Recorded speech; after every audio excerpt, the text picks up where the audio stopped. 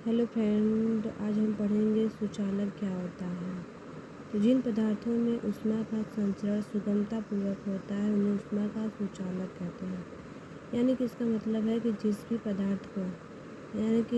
पदार्थ में हम ऊष्मा जलाते हैं तो उसके एक सिरे पे ऊष्मा जलता है, लेकिन उसका दूसरा सिरा भी गर्म हो जाता है और जिसे हम छू नहीं सकते हैं।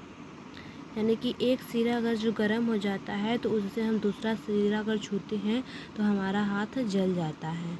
तो ऐसे पदार्थों को हम ऊष्मा का सुचालक कहते हैं। यानी कि इसमें हम एक सिरे में ऊष्मा प्रवाह करते हैं तो इसके दूसरे सिरे में भी ऊष्मा चली जाती है, यानी कि पूरे वस्तु में ऊष्मा का संचरण हो जाता है और वह वस्तु जलने लगता है।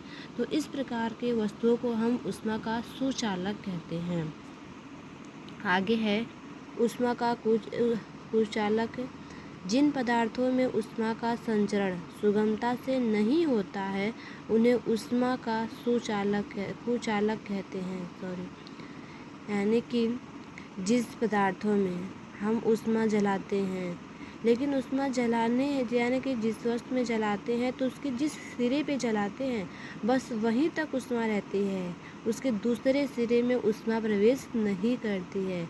यानी कि जैसे लकड़ी हो गया, कागज़ हो गया, इसके अगर जो हम देखते हैं तो एक जगह यानी कि एक सिरे पे अगर जो ऊष्मा जलाते हैं, ठीक है, तो देखते हैं कि जहाँ तक जलता है वहीं तक बस गर्म रहता है, उसके दूसरे हिस्से को हम आसानी से पकड़ सकते हैं।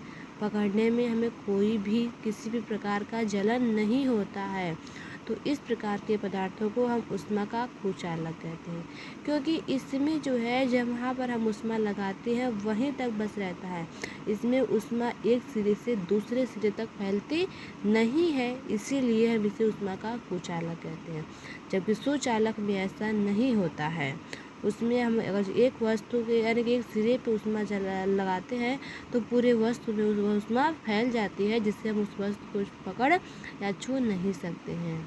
जैसे हमारा लोहा हो जाता है, तांबा हो जाता है, इस पदार्थों को पकड़ते हैं तो तुरंत हमें ज्वलन होने लगता है और उससे तुरंत ही छोड़ देते हैं। धन्यवाद।